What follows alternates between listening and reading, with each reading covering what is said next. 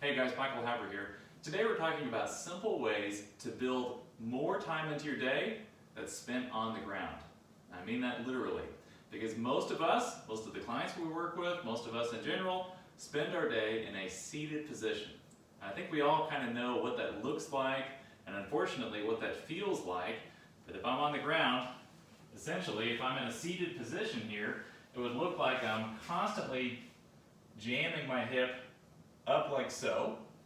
I'm constantly rounding my back and shoulders, bringing my head forward, and essentially it teaches the body to be really good at being in a seated position, but anytime we try to do something else that forces us to extend from the hips and be tall, it's always suboptimal. And over time, our joints and our tissues start to reflect that seated position, which can lead to pain and injury down the road with certain things. So in order to counteract it, a lot of times just doing a 30-second stretch a couple times a day, that's not enough.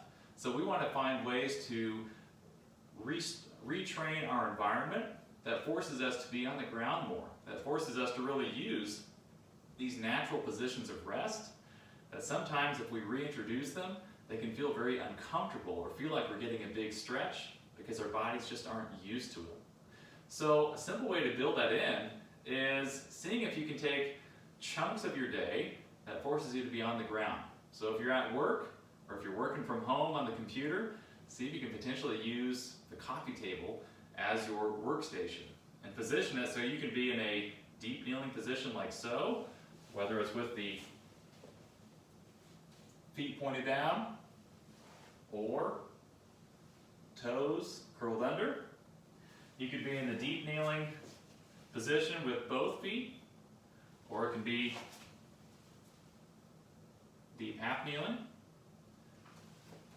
You could be up taller